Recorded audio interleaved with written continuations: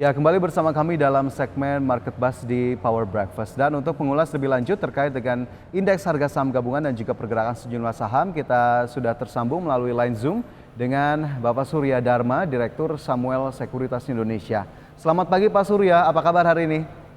Pagi, hari Baik, ini sehat-sehat semuanya. sehat luar biasa. Baik, Pak Surya, untuk mengawali diskusi kita pagi ini, mungkin saya ingin tanya sedikit reviewnya terlebih dahulu terhadap posisi indeks harga saham gabungan di penutupan perdagangan kemarin yang menguat tipis. Apa yang bisa kita lihat dari posisi kemarin? Yang paling menyalok sih sebetulnya kan dana asing masuk terus ya. Dana asing itu dalam arti kemarin berapa tuh? Tiap hari itu pokoknya naik terus lah. Jadi di saat mungkin di berbagai bursa lain itu juga asing-asing mungkin ada banyak yang keluar ya, tapi Indonesia itu kan tetap masuk gitu dananya ya. Jadi kita itu performa mungkin paling bagus di Asia Pasifik ya sampai saat ini. Year to date ya. Oke, performance paling bagus se-Asia Pasifik. Apa yang kemudian mungkin menjadi latar belakang utama dari positifnya atau tadi dana asing yang sepertinya masuk secara terus-menerus dari waktu ke waktu? Salah satunya sih terutama gara komoditas ya, khususnya energi kan. Hmm. Karena banyak negara Eropa itu kan sekarang kesulitan energi ya. Karena Gazprom di Rusia itu kan menghentikan pasokannya, padahal mereka itu kan sepertiga dari pasokan gas di Eropa itu dari sana gitu, dari Rusia gitu ya. Kemudian juga Nord Stream 1 ini juga katanya berhenti beroperasi dulu gitu ya. Wah, itu jadi orang-orang negara-negara Eropa itu mungkin agak panik juga ya, karena mereka kan sebenarnya musim dingin ya. Jadi itu yang membuat kenapa Indonesia diuntungkan, karena kita kan sebagai produsen komoditas yang termasuk paling tinggi ya di seluruh dunia gitu ya. Jadi kita diuntungkan dari hal itu. Terus satu sisi juga performa dari beberapa emiten berkapitalisasi besar di Indonesia itu kan performanya kan bagus ya. Terutama for big banks itu kan kalau dilihat kan sampai first half itu saya perkirakan mungkin tahun ini mereka akan all time high gitu net profitnya. Jadi dari luar ada faktor tadi, dalam negeri juga bagus, itu akhirnya jadi Indonesia itu diuntungkan dari hal-hal itu gitu. Oke, tapi apakah kemudian energi tadi juga menyangkut batu bara, Pak Surya, yang kemarin juga kita lihat harganya menembus rekor baru. Apakah kemudian faktor-faktor tadi juga turut mempengaruhi harga batu bara yang kemarin mencapai rekor baru? Terutama sih sebetulnya batu bara ya. Kenapa batu bara? Karena kenaikan kesulitan gas ya, di satu sisi itu kan membuat banyak negara-negara Eropa itu beralih ke batu bara gitu ya. Jadi yang mereka tadinya mungkin green energy segala nggak mau batu bara, sekarang udah nggak bisa mikirin itu gitu. Ada kebutuhan yang lain yang tidak bisa dihindari gitu ya.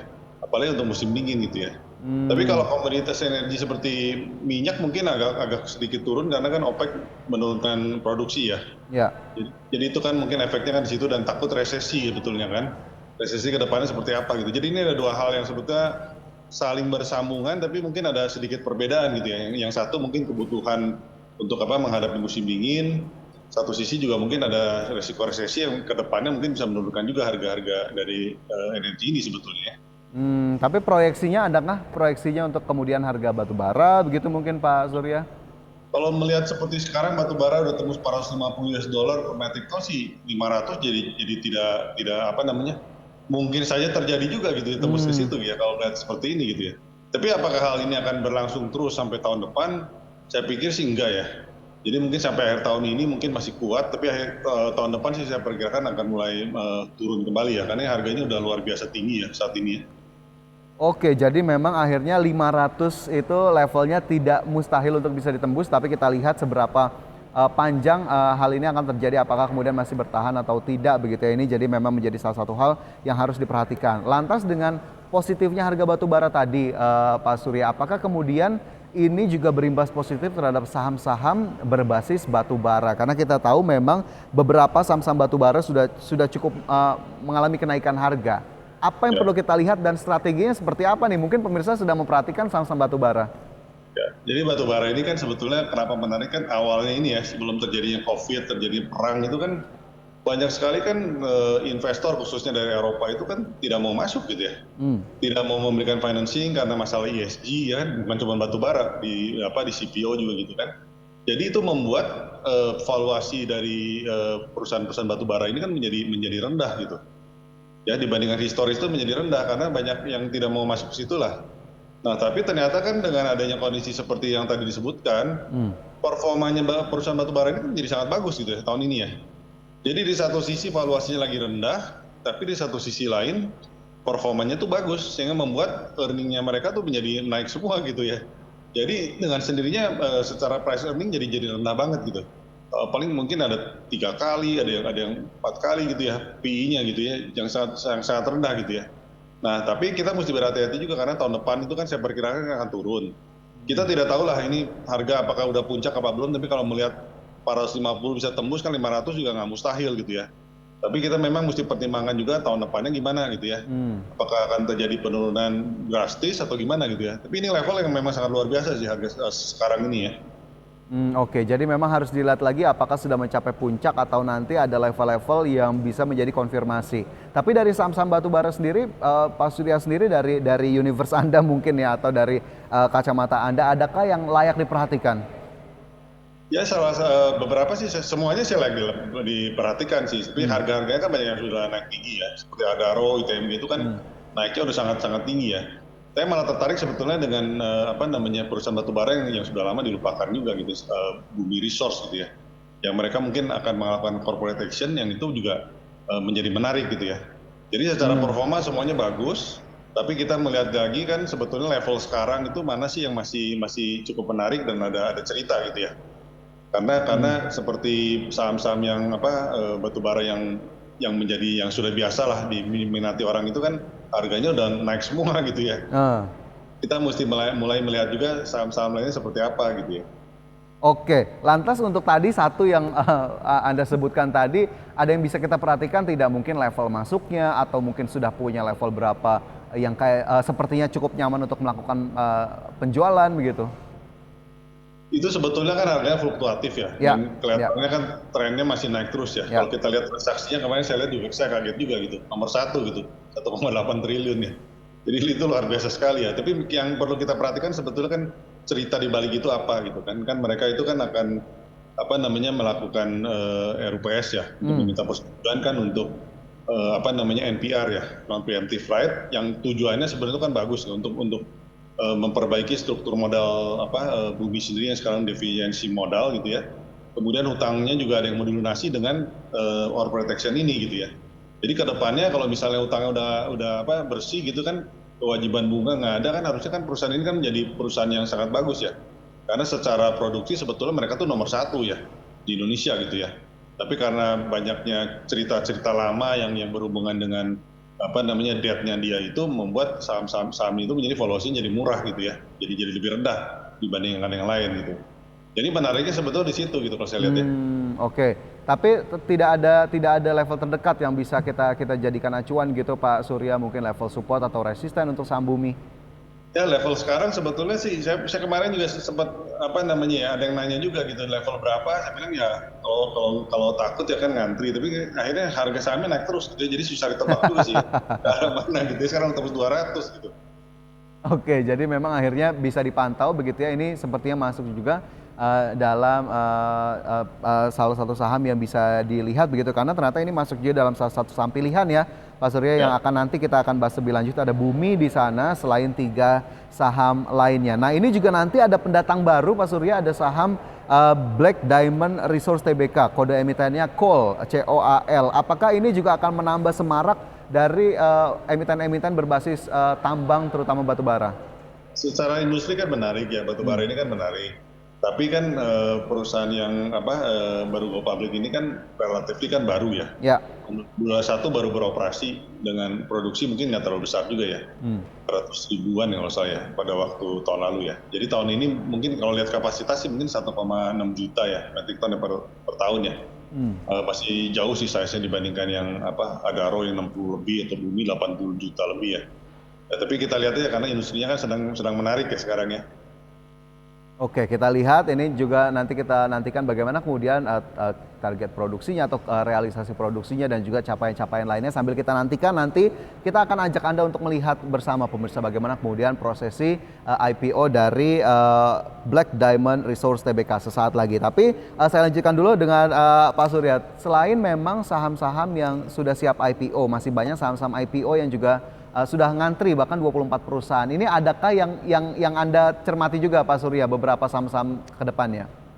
Ya beberapa sih karena grup Bakri lagi hot juga ya. Saya dengar sih mereka juga akan go public anak perusahaannya dari BNBR ya, yang EV ya, electric vehicle ya, yang kendaraan listrik ya. Itu mungkin bisa dicermati juga ya, karena pergerakan saham dari grup mereka itu kan sedang bergerak gitu ya.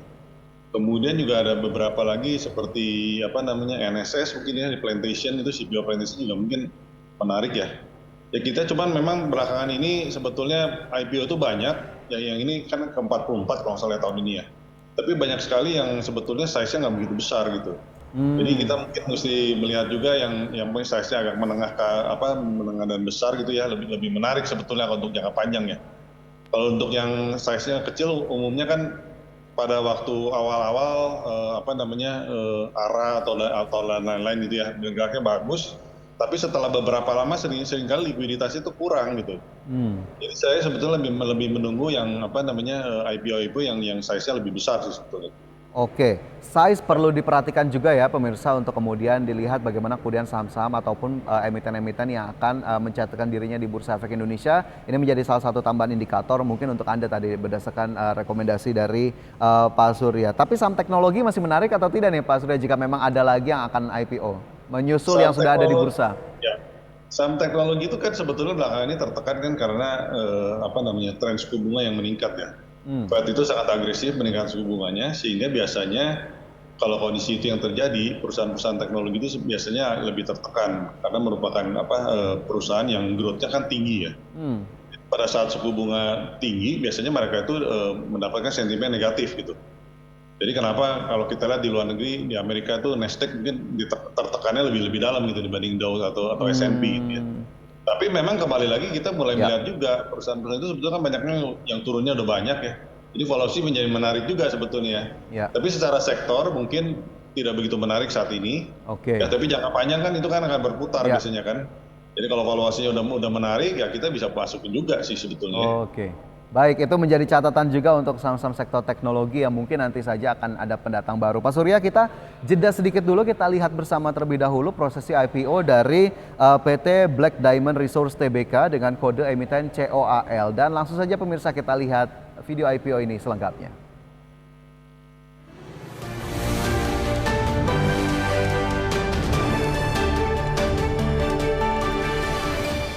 Assalamualaikum warahmatullahi wabarakatuh. Salam sejahtera untuk kita semua. Om Swastiastu, Namo Buddhaya, dan salam kebajikan.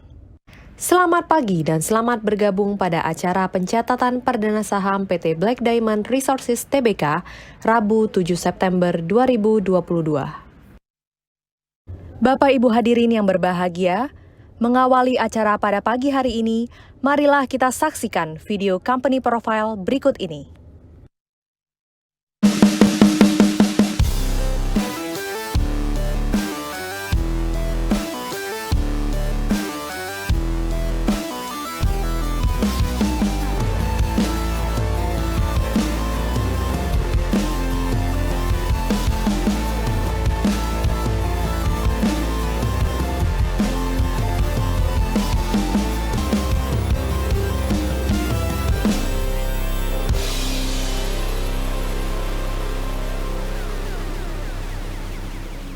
PT Black Diamond Resources is the holding company of PT Dayak Mambangam Pratama and is located in central Borneo.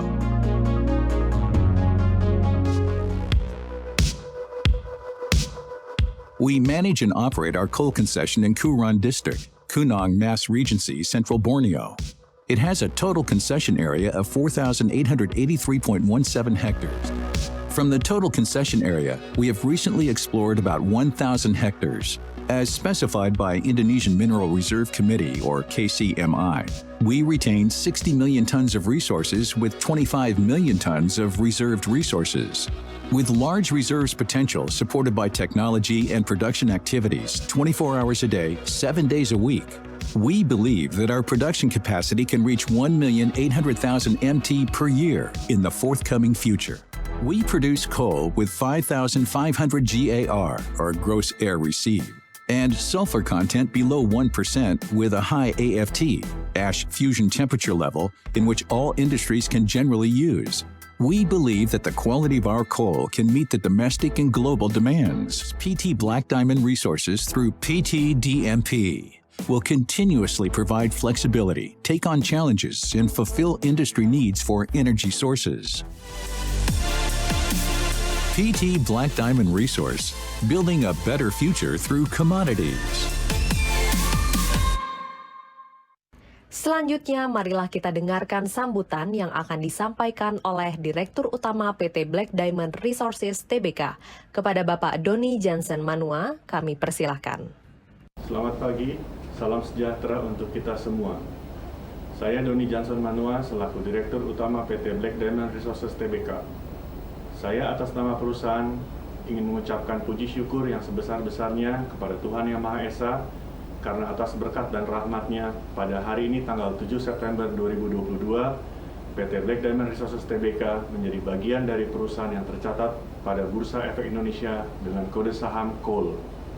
Pada kesempatan yang baik ini, saya mewakili perusahaan ingin mengucapkan terima kasih yang sebesar-besarnya kepada Bapak Mahendra Siregar selaku Ketua Dewan Komisioner Otoritas Jasa Keuangan, Bapak Inarno Jayadi selaku Kepala Eksekutif Pengawas Pasar Modal Otoritas Jasa Keuangan, Bapak Iman Rahman selaku Direktur Utama PT Bursa Efek Indonesia, Bapak Igede Nyoman Yetna selaku Direktur Penilaian Perusahaan PT Bursa Efek Indonesia, Surya Fajar Sekuritas selaku Penjamin Pelaksana Emisi Efek, serta lembaga dan profesi penunjang pasar modal.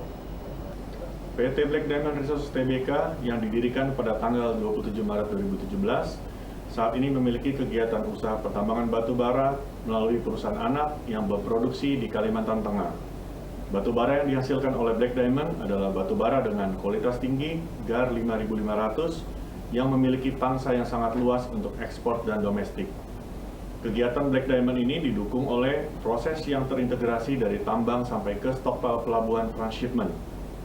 Kami harapkan dengan IPO ini, perusahaan akan berkembang lebih besar dan menjadi salah satu perusahaan pertambangan nasional terbaik di kelasnya. Hal ini juga menjadi langkah awal bagi perusahaan untuk tumbuh serta senantiasa berusaha untuk mencapai kinerja terbaiknya sehingga dapat memberikan kontribusi optimal kepada para shareholder dan stakeholder.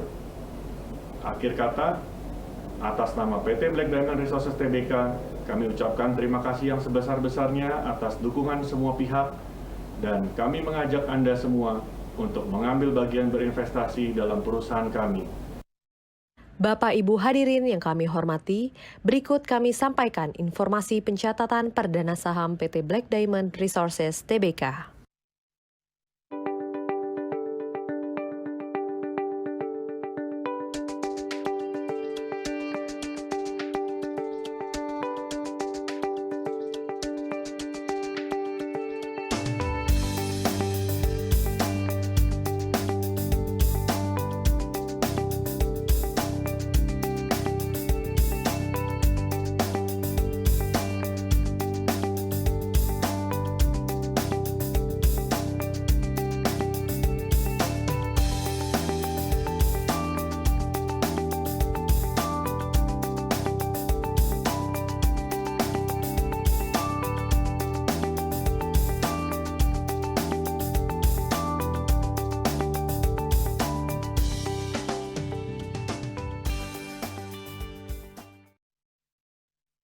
Bapak Ibu yang berbahagia, kita akan segera menyaksikan penekanan layar sentuh yang akan dilakukan oleh perwakilan perusahaan tercatat pada pagi hari ini. Bapak Ibu hadirin sekalian, mari kita menghitung mundur bersama dari hitungan ke 5, 4, 3, 2, 1.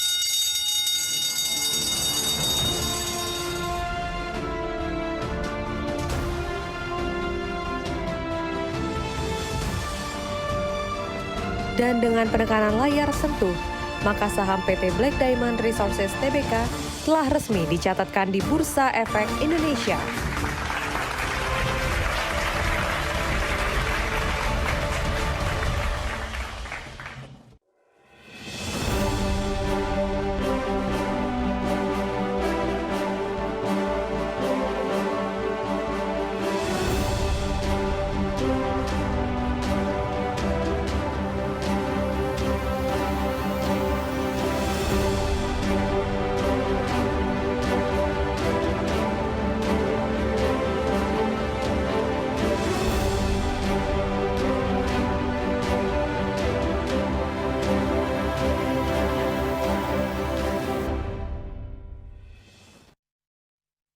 Bapak Ibu hadirin yang kami hormati, demikianlah telah kita ikuti bersama seremoni pencatatan perdana efek pada pagi hari ini. Akhir kata kami ucapkan terima kasih atas partisipasi Bapak dan Ibu sekalian. Selamat pagi dan maju terus pasar modal Indonesia.